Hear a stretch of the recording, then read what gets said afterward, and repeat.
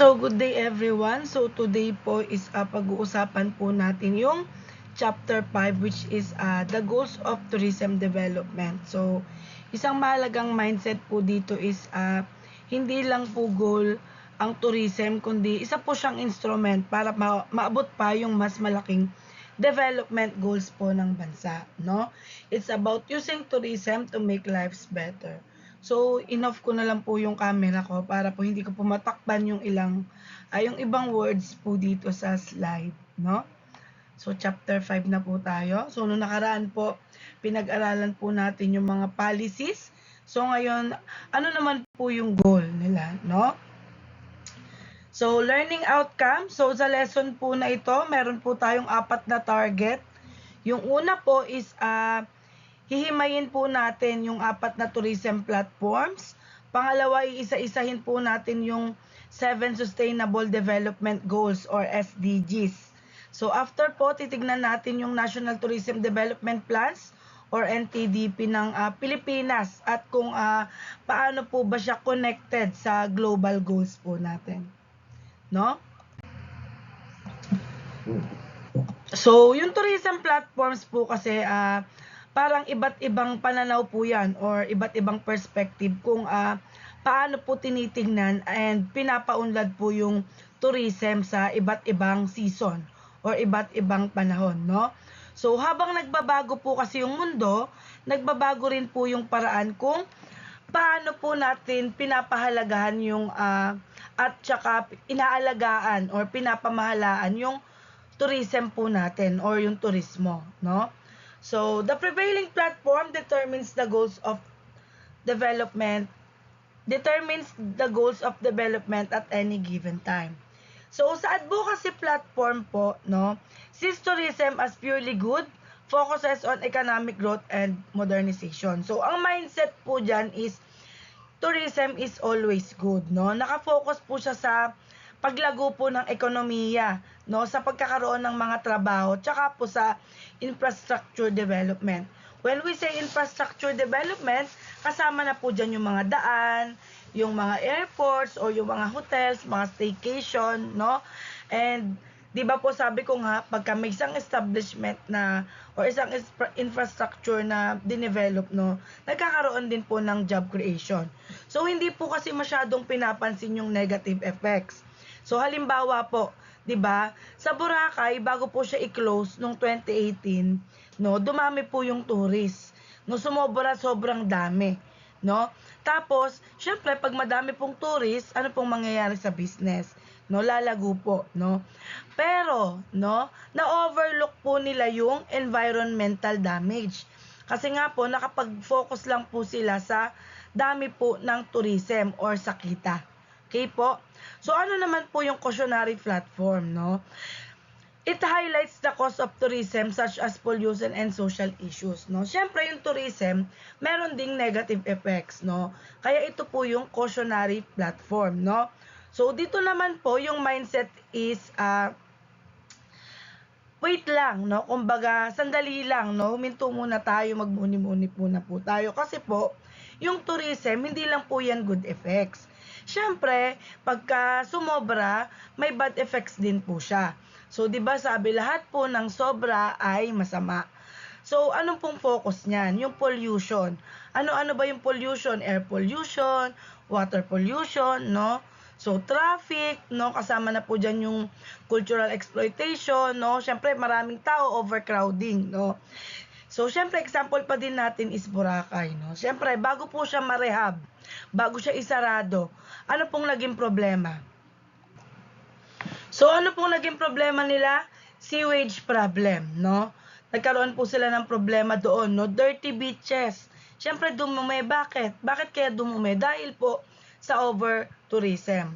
So, sa Venice po, no, sa Italy, sobrang daming tourist po doon, no? Ang nangyari po, naiistorbo na po yung local residents, no? So, ayun po yung epekto. So, yun po yung sa cautionary platform. So, dito naman po tayo sa adaptancy platform, no? It suggests alternative, no? Or greener tourism, no? Pag sinabi mong greener tourism, example niyan is ecotourism, no? So sa adaptancy platform, ibig sabihin po niyan is sustainable, no? So diyan na po papasok yung paano ba natin maayos yung tourism nang hindi po natin nasisira, nadadamage or nade-destroy yung environment natin, no? So magpo-focus po tayo sa ecotourism and sustainable tourism, no? So, halimbawa, yung turismo, yung ecotourism po sa Bohol, no? Meron po silang Chocolate Hills Protection, no? Meron din po sila na guidelines sa kanilang mga river cruises, no? Sa Palawan, ganun din po yung ginawa, no? Alam ko na share ko na to sa discussion nung nakaraan, no? Kinontrol na po nila yung tourist activities, no? Nagkaroon na po sila ng marine conservation kasi napansin po nila dun sa cautionary platform na pag overcrowded pala, mas maraming bangka, mas nasisira po yung corals, no? So, iyon po siya, adaptancy platform, no? Nagsuggest ka ng alternative para mas maayos, no? So, ano naman yung knowledge-based platform, no? It is a neutral, research-driven stance, looks at management quality rather than just size, no? So, nakapokus daw po siya sa research and management. So, ayan po yung pinaka-balance approach, no? Kasi naka-base po sila sa data na nakuha nila sa research, no? So, hindi lang po yung focus ng tanong kung madami bang tourists or overcrowded ba, no? So, ang question po is, maayos bang napapamahalaan yung turismo, no? Yung tourism, no? Siyempre, ang focus nga niya is data analysis, no? Kaya sila nagre-research. Pumasok na po doon yung smart tourism planning. So, halimbawa, di ba sa government tourism planning, gumagamit sila ng data, di ba? Napag-aralan din natin yan sa preliminary visit, no? Tsaka dun sa full site visit, di ba? So, yung tourist limits, di ba? Aalamin nila, ilan ba yung carrying capacity lang ng lugar na to para hindi ma-damage, no? So, yung visitor satisfaction survey, 'di ba may mga pa-survey sila doon, no? So, magsasagawa po sila ng environmental impact studies. Okay po? So, sa Department of Tourism naman, gumagamit po sila ng statistics, no, para sa mga policies. Kasi, hindi ibig sabihin po na isang platform lang po yung tama. Kasi po, sa totoong mundo, sa real world, pag pinagsama-sama po lahat po ng yan, no, yung advocacy platform, cautionary platform, adaptancy platform, or yung knowledge-based platform, no, kailangan po yan para magkaroon ng balance and sustainable yung tourism development, no? So, okay po, naiintindihan po ba? So, next na po tayo. So, from MDGs to SDGs, no? Nag-shift po yung global priorities. So, noong early 2000s, no, nag-set po yung United Nations ng MDGs. Ano po yung MDGs? No? Millennium Development Goals, no? So, ang main goal daw po noon is ma-meet muna po yung basic needs ng tao. So, ang focus po nila is laban sa kahirapan, magkaroon ng access sa education at saka po magkaroon ng health improvement. So halimbawa po, 'di ba? Ang focus po nila ipagpababa po yung child mortality rate, no? So nagbibigay din po sila ng libreng primary education sa developing countries. Pero napansin po nila na hindi po pala sapat na basic needs lang, no? Meron pa rin palang issue sa environment tsaka sa long-term sustainability. Kaya po nag-shift na po sila sa SDGs, no? So dito po, no, noong 2016 hanggang sa 2030, mas pinalawak na po yung goals. So hindi lang po survival, kailangan daw po magkaroon ng sustainable future. So dapat po balance po yung economy, yung sa trabaho, yung sa negosyo, no, and yung society. When we say society, kasama na po diyan yung education, tsaka yung equality, no? And syempre, yun ngang environment. Ano ba yung climate action? Paano ba yung gagawing conservation, no? So ano ba yung mga examples ng MDG, no? Yung mga feeding programs para po sa malnourished children. 'Di ba po sa elementary may mga ganon, no? So, dati po dito sa BEPS may mga gano'n sa amin, eh, yung mga may palibreng lugaw, libreng tinapay, tsaka gatas, 'no. So, dati parang naiinggit pa ako dun. Sabi ko, "Paano paano ba makasali sa gano'n?" Yung libreng lugaw, 'pag umaga makikita mo kasi umuusok pa. Tapos yung gatas nila, yung tinapay.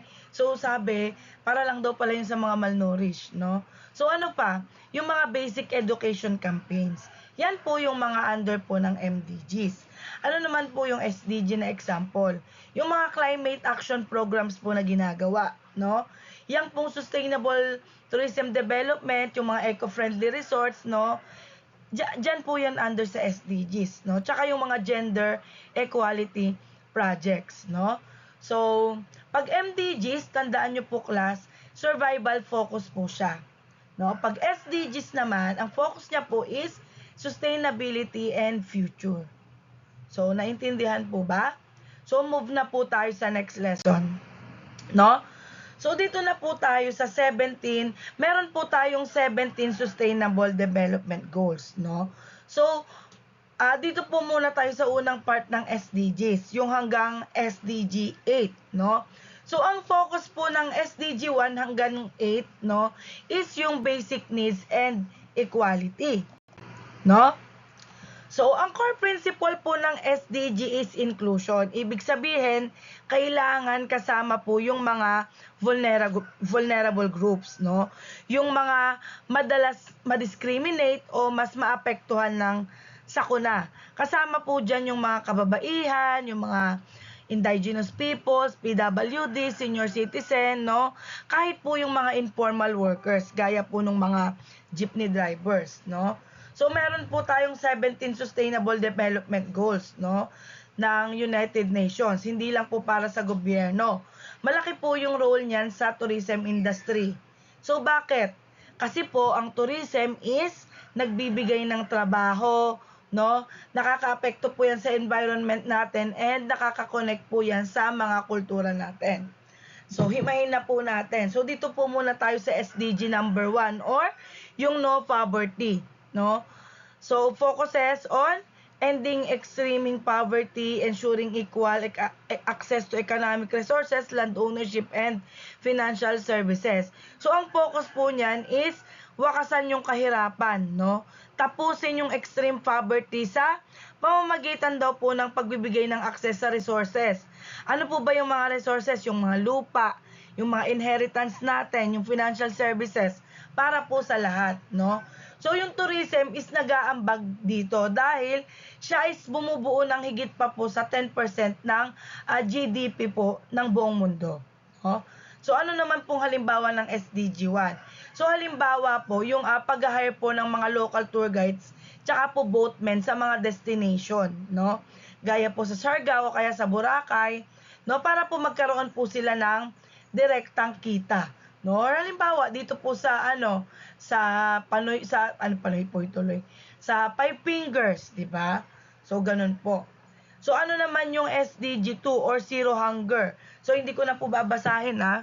Papaliwanag ko na lang kayo na po magbasa. No? So so sa Zero Hunger, syempre ang layunin po niyan is wakasan po yung gutom, no? So sinisigurado po na yung lahat daw po is may access, no, sa safe at masustansyang pagkain buong taon. And ito doble po yung productivity ng mga small scale food producers, no. So yung agritourism po is nakakatulong po yan sa income ng mga magsasaka. No? So halimbawa po diyan sa SDG 2, no, yung mga farm tourism, no, farm tourism sites.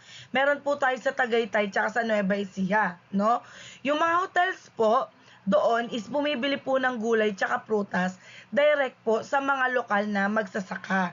No, mas fresh, mas mura, tsaka yun na po yung tulong po nila. Okay po? So SDG 3. So ang good health and well-being, no?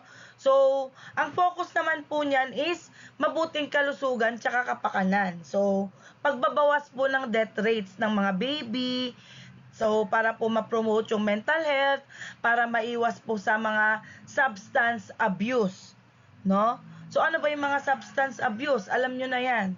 No, sa NSTP pinag-aralan din natin yan sa drugs, 'di ba? So, mahalaga po yung health and safety plan sa tourism, lalo na po, 'di ba, nung panahon ng pandemic. No, halimbawa, 'di ba, nung pandemic po, ang dami pong pinatupad na strict health and safety protocols, no? Lalo na po sa mga resorts, no, nung nagbukas ulit, 'di ba po nagsara sila, no? Even sa restaurant, 'di ba? So, nung nagbukas sila, ang dami pong safety protocols para po maiwasan yung sakit. Tsaka po yung mga accidents sa mga tourists and staff, no? Kaya po merong mga safe and self protocols, no? So, SDG 4, quality education or dekalidad na edukasyon. So, ang focus po niya is pagbibigay ng pantay-pantay na access. Saan? Sa primary, sa secondary, tertiary education, pati na rin po sa technical at vocational training. So, yung mga tourism companies po is nagpapatraining, no, at awareness, nagkakaroon po sila ng awareness campaigns para po sa responsible tourism, no. So halimbawa, 'di ba? Nakita niyo yung recent post lang sa, 'di ba, sa landing, yung sa may gilid ng munisipyo, 'di ba, meron tayong tourist spot doon. Ginawa siyang cultural heritage, no, historical heritage, yung landing. Anong ginawa ng mga tao? Nag-vandal, no? So pinost po 'yun para maging responsable po tayo, no, sa turismo natin, sa tourist spot, no? Halimbawa, no, may mga training programs po sa TESDA, 'di ba? Para sa mga housekeeping, front office, culinary arts, baking, no? Binubuksan po 'yan para sa mga out of school youth, no, sa mga provinces. Okay po. So quality education. Next po tayo, no? Sustainable tourism naman, part 2 naman po tayo. So, SDG 9, no? Industry, innovation, and infrastructure, no? So, pagbubuo po, ang focus po niyan is pagbubuo ng matitibay na infrastructure tsaka po pag-i-invest sa mga scientific research at development, no? So, yung pag-i-invest po kasi sa accessible technology is nakakatulong po para maging smart destinations yung mga lugar, no? So, halimbawa, di ba nagkakaroon na po ng mga digital booking system tsaka smart city. So, under po yan ng SDG 9. So, ano naman yung SDG 10? Reduce inequalities or pagbabawas po yan ng hindi pagkakapantay-pantay, no? So, ang goal po niyan is mapataas po yung income, no? Income bottom 40% ng population. Tsaka po pag-alis ng mga batas o policies na discriminatory, no? Nakakatulong po yung tourism sa urban renewal tsaka po sa rural development para po mabawasan na po yung regional imbalance, no? Halimbawa, 'di ba? Nagde-develop na po ng tourism sa malalayong province para po hindi lang sa Metro Manila napupunta yung pera, no, para sa mga development ng infrastructure at ng iba pa, no? Kaya marami na po sa province yung nagde-develop, no? Okay po? Naintindihan po? So SDG 11, sustainable cities and communities, no? Or ligtas at matatag na lungsod at pamayanan, no?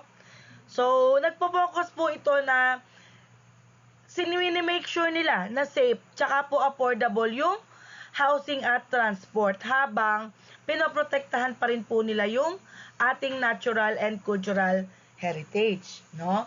So yung tourism po is pwedeng mag-transform ng cities sa pamamagitan po ng green infrastructure tsaka po recreational facilities. Halimbawa, yung rehabilitation po ng intramuros, 'di ba? Para po mapanatili yung cultural heritage habang ginagawa po itong safe space para sa mga tao, no? So ganun po siya. So isingit ko lang announcement. So nung nag-meeting po, nasingit ko na po yung tour. So syempre, nagpatulong po tayo kay Ma'am Tere. So sabi po ng director, mahigpit po ngayon sa paglaba, sa pag-tour, even po sa amin, hindi lang po sa inyo. So sabi, possible daw po yung tour, pero uwian lang po siya. Hindi po tayo pwedeng mag-overnight. So bakit? So sinabi ko na po sa inyo yung dahilan kung bakit mahihirapan po tayo mag-overnight. Kasi po, sa tour po is meron pong babae, may lalaki. So mahirap po sa tulugan. Mahirap na po i-control. Alangan 24/7 hindi kami matutulog nila Ma'am Tere at magbabantay lang sa inyo, no? Mahirap din po na ihingi yun ng waiver. Mahirap daw po tayong payagan. So possible daw po magkaroon po tayo ng historical tour. Hindi rin po tayo pinayagan sa Ilocos pagbalikan dahil sobrang layo po ng mga destinations, no? Possible 'yan. Mag-tour po tayo sa Manila. Kabilang na po doon ang Intramuros. So okay na rin po 'yon na magtutour po tayo kaysa po sa hindi, no? So in-announce ko na po, no? So pagmimitingan po ulit namin 'yon. So balik po tayo, SDG 12, responsible consumption and production, no? Or responsableng pagkonsumo po ng mga production, no? It promotes efficient na paggamit ng mga natural resources and para po mabawasan yung food waste sa supply chain, no? So dapat mag-implement po yung mga tourism business ng reduce tsaka recycle, no? Para po sa sustainable sourcing. Halimbawa, no, yung pagbabawal po ng single-use plastic sa mga tours, no? Tsaka i-encourage po yung mga tourists na gumamit na lang po ng mga tumblers, no? Para po hindi na dumami yung water bottles kayo, no? Suggest ko po sa inyo, magdala po kayo ng tumbler sa PUP. I-refill nyo na lang po doon sa ano tawag doon?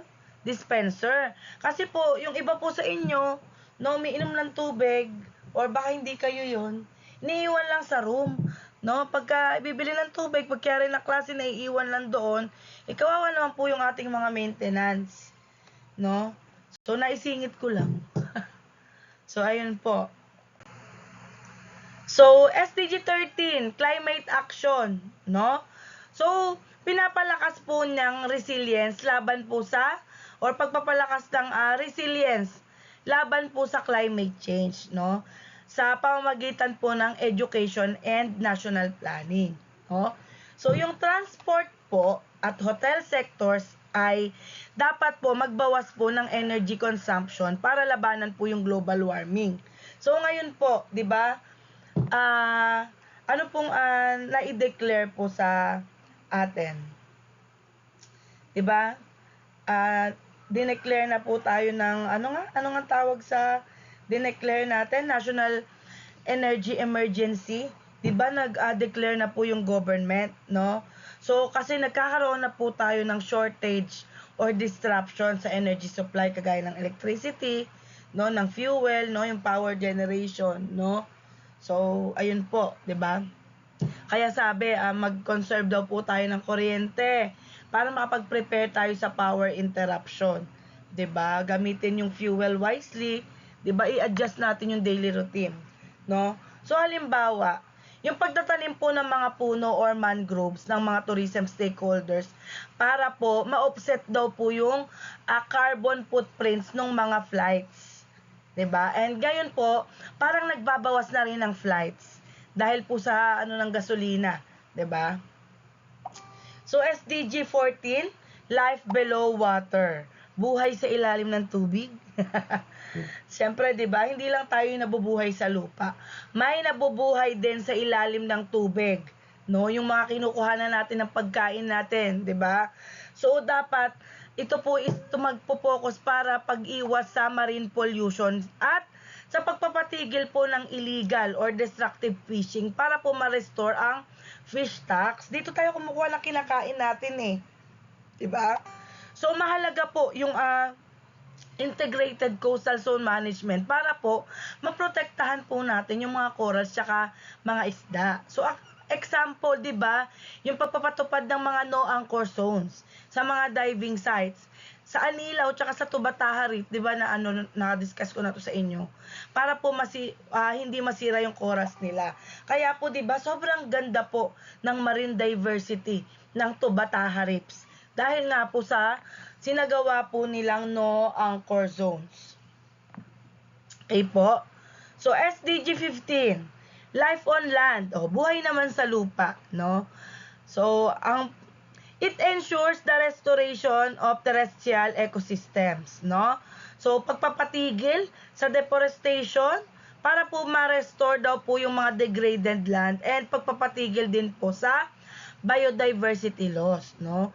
So, yung pagtuturo po sa mga turista tungkol po sa environment is nakakatulong po yan para po sa pag-preserve ng wildlife natin, no? Halimbawa, di ba, yung mga trekking activities sa Mount Pulag.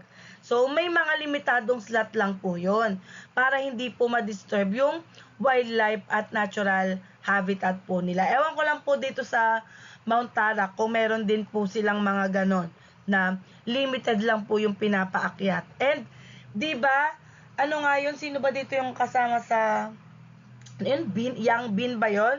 So, ano bang ginawa doon ng Yang Bin? Nagtanim ba? Nagtanim yata sila and parang namulot sila ng mga basura. So, ang nakakalungkot lang kasi meron ba ditong mahilig mag-hike? So, kung mahilig kayong mag-hike, syempre may baon kayong mga pagkain dyan. Sana, yung pinagkainan nilalagay sa bag at itatapon yung pagbaba ng bundok, no? So, ang hirap naman po maglinis sa bundok, kataas-taas. 'Di ba? Sana, kung di po tayo nakakatulong, wag na po tayo makaperwisyo, no? So, ayun po. So, SDG 16, Peace, Justice, and Strong Institution, no? So, kapayapaan, katarungan, at matatag na institusyon, no? So, it aims to reduce all forms of violence o bawasan lahat ng forms ng violence, corruption, tsaka human trafficking. Habang minimake sure na yung inclusive decision making. Yung tourism po is nagpo-foster ng tolerance at understanding sa pagitan po ng iba't ibang kultura. So halimbawa, yung pagbuo po ng mga local tourism councils na transparent at inclusive po sa pagdedesisyon para po sa kanilang community. So, dun po yon. So, SDG 17 na tayo, no? Partnership for the goals, for the goal, no? So, it strengthens global and domestic resource mobilization, coordinated debt financing, and international cooperation, no? Pinapalakas daw po yung ugnayan sa pagitan po ng iba't ibang bansa, tsaka po sa mga sectors, para daw po makaipon o makalikom po ng resources para sa pagde-develop, no? Dahil po yung intersectoral, no, yung tourism, kailangan po yung collaboration ng international, local, tsaka po private stakeholders. So halimbawa, 'di ba po yung pagtutulungan ng DOT, no, ng gobyerno, tsaka yung mga yung mga private travel agency, tsaka ng local community para sa mga projects po kagaya ng National Tourism Development Plan, no? So partnership sila para sa goal nila na maging maayos yung environment po natin. So, iyon po siya. Naintindihan po ba? No? So, dito naman po tayo sa inclusion and vulnerable groups, no? So, yung isa po sa mga pinaka-importanting principle po kasi ng SDGs ng United Nations is leaving no one behind. Ibig sabihin, hindi po pwedeng may naiiwan or napag-iiwanan sa development. Dapat lahat kasama, lahat nakikinabang, no? So, sino ba yung mga vulnerable groups na yan? 'Di ba? Yung women, children, and elderly, no? Yung mga babae, kabataan, tsaka matatanda. Kasi bakit? Madalas po kasi silang mas exposed sa discrimination and kulang po sila sa access sa trabaho or services. Halimbawa, 'di ba? Yung mga babaeng worker na mas mababa po yung sahod, 'di ba? Sa elderly tourist naman, kailangan sila ng special assistance, 'di ba? Syempre, pag matatanda, mas kailangan ng assistance. No, halimbawa, nung nag-tour guide po ako sa Las Casas. So, yung golf cart tawag doon, 'di ba, yung sinasakyan? Nagdalawang isip pa. So, ang focus po namin maisakay sa golf cart is yung mga senior na, yung matatanda, no? Kasi yung mga bata, kaya pa naman yan maglakad-lakad eh, 'di ba? No? So, ano pa? Persons with disabilities, PWD, and LGBTQIA+, no? Siyempre, kailangan ng mga, na-discuss na natin to sa policies nung nakaraan, di ba? Yung mga PWD, kailangan nila ng accessibility. So, kailangan may ramps, kailangan may elevators, no? And syempre, yung mga LGBTQIA, kailangan daw po nila ng equal rights and safe environments, 'di ba? So halimbawa, sa hotel, 'di ba, dapat may wheelchair, no? Kung wala kang elevator or even may elevator, dapat may wheelchair ka, 'di ba? Para mas madali yung access, no? So yung LGBTQ dapat meron din silang friendly tourism workplaces. Kasi nga po ang gusto po is magkaroon ng pantay-pantay. Kaya nga 'di ba sa mga universities hinahanapan na rin ng CR pang LGBTQ, no? So indigenous people and religious minorities, no? Kasi po meron po silang mga sariling culture na dapat pong i-respect and protektahan, no? So yung halimbawa, yung cultural tourism na hindi ine-exploit po yung traditions, no? Yung tamang pag-credit po ng mga benefit sharing sa mga komunidad. So, dun po yun, no? Informal workers and settlers, no? Kadalasan po kasi wala silang job security, wala silang benefits. Sino-sino ba yan? Yung mga vendor, mga tricycle driver, yung mga street sellers sa tourist area, no? Sila po yan, no? So, sa tourism industry, mahalaga po yung inclusion, 'di ba? So, dapat accessible tourism, no, para sa PWD, no? Fair employment, dapat may pantay-pantay na bayad, no, and opportunity. Walang lalaki, walang babae, walang LGBTQ, no, and dapat community-based yung tourism, no. Kasama po dapat yung mga locals, no, and dapat irespeto po yung culture, no? So, yung tunay na development po is hindi lang para sa may kaya, no? Para po yan sa lahat. Kaya po inclusion, okay? Lahat po is included. So, tourism goals in the Philippines. So, sa Pilipinas, hindi lang po basta leisure yung tourism. So, it is considered a major driver ng ekonomiya. So, na-discuss na natin tong Tourism Act of 2009, di ba? Pero medyo anuhin din po natin ng konti. So, Tourism Act of 2009 is an industry of national interest to spur socio-economic growth and national pride, no? So, kinikilala po yung tourism bilang source of jobs, no? Pang-angat ng local communities, tsaka po pangpalakas po ng national identity, no? So, evolution of plans, no? So, from 2011 to 2016, no, yung responsible tourism, so, focus on responsible tourism and distributed income. So, hindi lang daw po kita, kundi sa tamang paggamit na din ng resources, no? So, in-spread po yung income sa iba't ibang regions, no? Noong 2016 naman to 2022, no, they aim for global competitiveness including growth and a high trust society. So, competitive plus inclusive, no? Yung goal nila, makipagsabayan po globally. So, gusto po nila makabuild daw po ng high trust society. Pag sinabi mong high trust society, ibig sabihin safe, tsaka reliable yung mga destination. No, ano naman po yung mga priority tourism types? Ecotourism, kagaya ng meron sa Palawan, 'di ba? Cultural tourism, Intramuros, malamang diyan tayo pupunta. Agritourism, farms in Nueva Ecija, no? So sa wakas pupuntahin ko na rin yung Intramuros. So at least may tour tayo. Kaya yung TDP nyo, itabi nyo yung iba pang tour para hindi na manghingi sa mga nanay. Para matuwa yung mga nanay nyo. No, syempre may side trip yan na mall para mas masaya kayo kasi baka malungkot kayo, nakapunta na yata kayo dyan sa Intramuros eh. No, syempre hindi lang Intramuros pupuntahan natin, nahanap pa tayo ng iba. No? So, nabubuhayan na ba kayo, magkakatur tayo?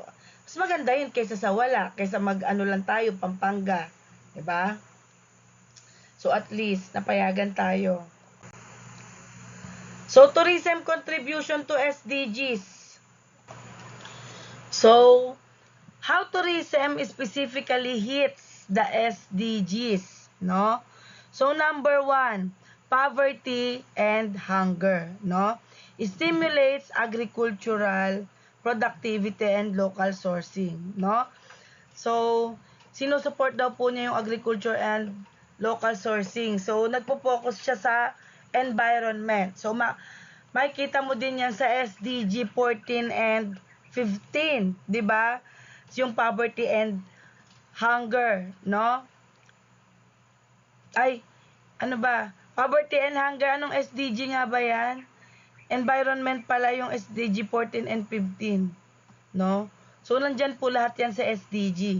So, environment protects marine, SDG 14, and terrestrial, SDG 15, ecosystem, no? So, infrastructure, so invest in ICT and accessible facilities para sa mga PWD.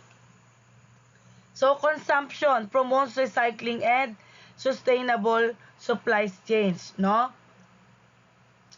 So, kasi nga po, poverty and hunger, no?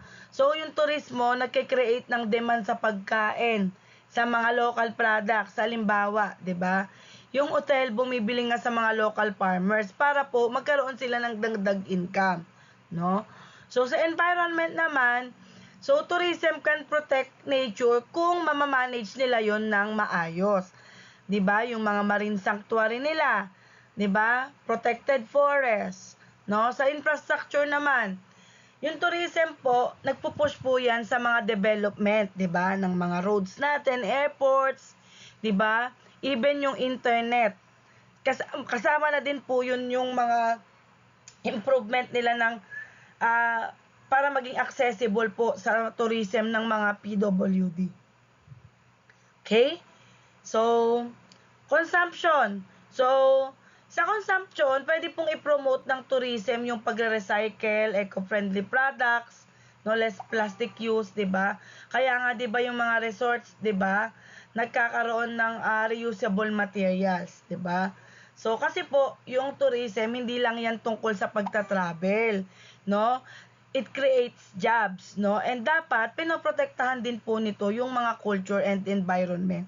Tsaka sumusuport sa 17 na SDGs, no? So, sa tingin nyo ba, yung tourism ba sa Pilipinas is mas nakakatulong o nakakasira po sa environment? Bakit, no? So, kung nakinig kayo, sagutin nyo to. Sa tingin nyo, yung tourism ba sa Pilipinas ay mas nakakatulong o nakakasira sa environment? Pakisulat nyo po sa yellow paper, no? So, ulitin ko, sa tingin nyo, yung tourism ba sa Pilipinas ay mas nakakatulong o nakakasira sa environment? Bakit, no? So, pwede yan hanggang ano lang, kahit na 5 to 8 sentences nasagot. Kung mas mahaba, pwede sa'yo isulat sa yellow paper, ipasa sa susunod nating pagkikita na hindi na online, no? And dito na tayo sa magtatapos. To summarize, no? So, tourism management has evolved from an advocacy, no, na growth-only platform to a knowledge-based sustainable approach. So, the industry serves as a powerful tool para po ma-achieve yung global SDGs and Philippine National Development Targets, no? So, success is no longer just about the number of arrivals, but the quality of impact on people and the planet, no? So, lagi po natin tatandaan, no, na wag lang tayo mag-focus sa pera, wag po tayong mag-focus lang sa business, dapat may care po tayo sa ating environment, no? So, wala pa tayong 1 oras, 'di ba? So, ayun lang po, maraming thank you, and uulitin ko yung tanong ko kanina. 'Di ba? Sagutin niyo po 'yon, no? Sa yellow paper. So, thank you po sa pakikinig. Sana nakinig. Kasi, wala na tayong susunod na quiz. Ano na, midterm na. And kasama po ito. So, maraming thank you po.